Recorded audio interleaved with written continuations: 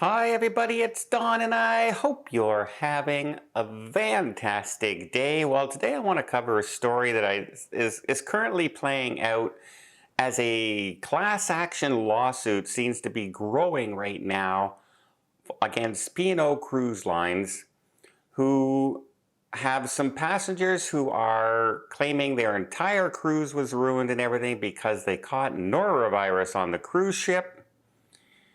And I'm wondering if you can even sue for this, because we don't sue restaurants, we don't sue hotels, we don't sue schools, we don't sue hospitals, but for some reason we think because it's a holiday we can sue cruise lines?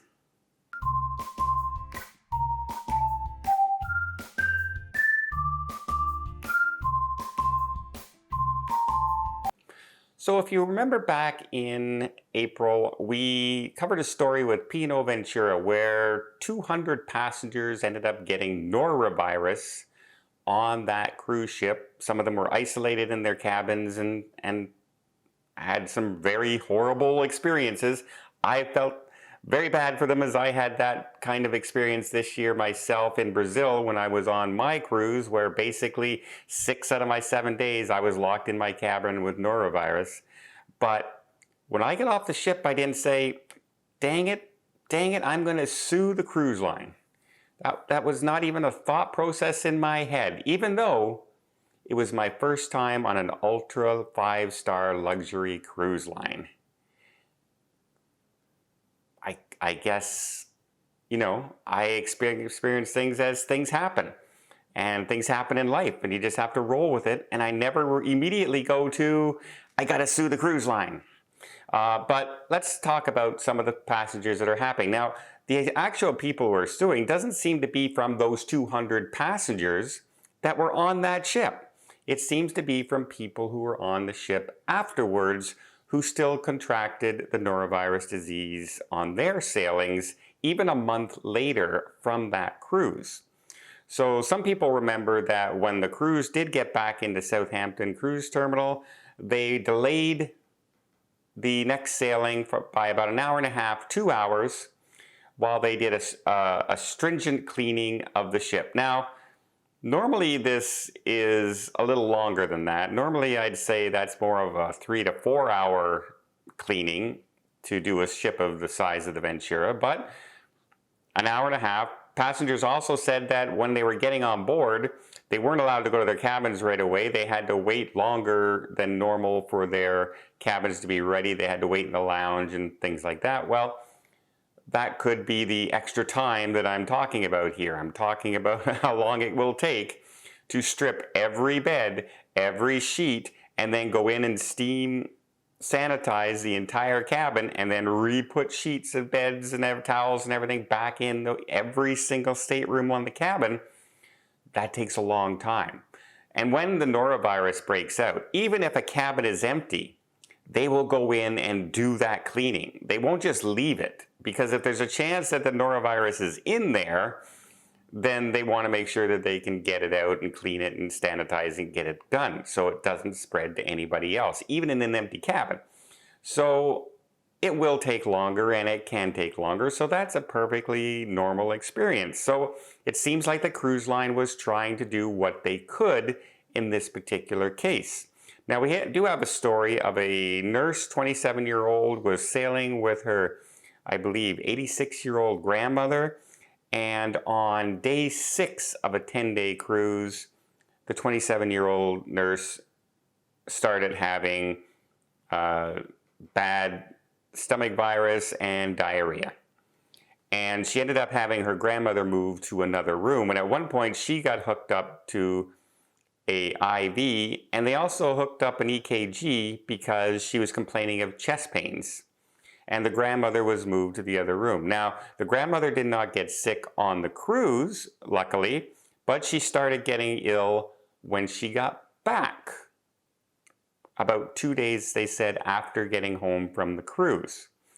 And they were reporting things like they didn't report any extra sanitation issues on board.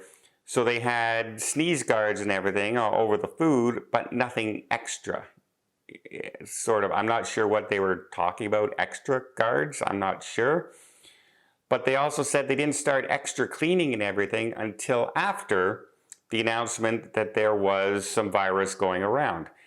If anyone's been ever on a cruise before, that's kind of the normal procedure, right? You cannot start predicting something's happening until it happens, right? So they do their normal cleaning and everything, and if something starts to happen, then they react and do even more stringent cleaning and more stringent.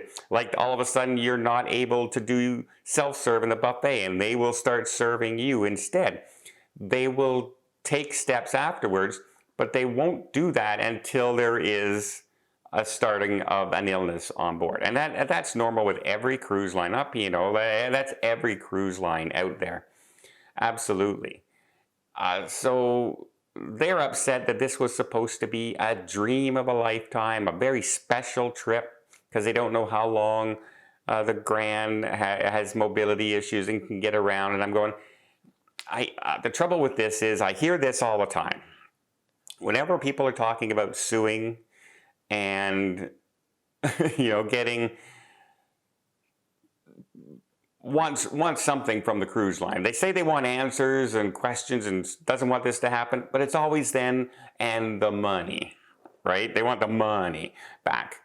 And it's always that special trip. This was supposed, and I see 4 or 5 stories about the people suing P&O, and every one of them have said it was a special trip. It was meant to be a dream of a lifetime cruise, etc. And I see these stories, and then you turn out this once-in-a-lifetime dream trip is from somebody who's been on 86 cruises. You know what I mean? It's not like it's their first cruise ever or anything like that, but they always bring out those stories, and I'm sorry, everybody's cruise, they want to be the best ever. Everybody goes on a vacation of any kind. They want it to be their best vacation ever. Nobody goes on a cruise or a land vacation or a resort or a safari hoping that it's just, or we hope it's okay. No, you want it to be amazing. So I don't get too caught up in it was supposed to be a dream of a lifetime vacation. But from all accounts of what I'm hearing, people are saying that they're getting sick 6 and 7 days into a 10 and 11-day cruise. The cruise line did take effect, extra cleaning, after it started to announce that people started to catch this on the ship, which is normal protocol out there. And again, for instance, this ship is sailing from the UK. Well, the UK's #1 place for norovirus outbreaks are restaurants, hotels, hospitals, and schools, far above cruise lines. And I've never heard of somebody getting sick in the hospital from norovirus and coming out and saying, you know what, we've got to sue the hospital because I got sick in the hospital, or my kid got sick in school and got stomach virus, and now we have to sue the school. I don't know of those lawsuits. Maybe I'm wrong. Maybe they are out there. They're just definitely not reported like they are for the cruise lines. And from what I'm seeing out there, yes, horrible experience. I commiserate completely. I've been in that experience this year myself, but I didn't turn around and say, I want to sue the cruise line. I just chalked it up to, I had a bad cruise. I had bad luck.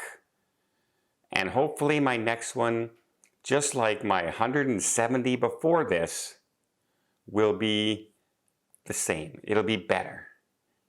It's just the luck of the draw. It's like going on a cruise and being unlucky that there was a hurricane going by and you had to change your itineraries. It's the luck.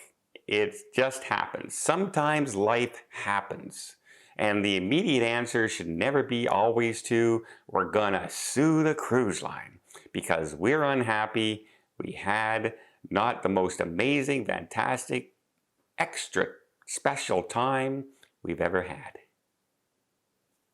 I don't know. Let me know in the comments down below. What do you guys think? Do you think Yeah, we're too quick to sue for anything. I mean, if you get injured for something, yeah, okay, and it's a fault of an employee or something happening, yes. But to run into, I got sick on a cruise ship, or the weather didn't let us get to shore, so we're suing for our money back, that kind of thing, those kind of lawsuits kind of drive me a little bit insane. Let me know in the comments down below what you think, and until next time, I hope you liked this video. If you did, please give it a thumbs up. Want to see more tips, more tricks, more travel vlogs from around the world? Hit that subscribe button. Until next time, have yourself a safe and a great vacation.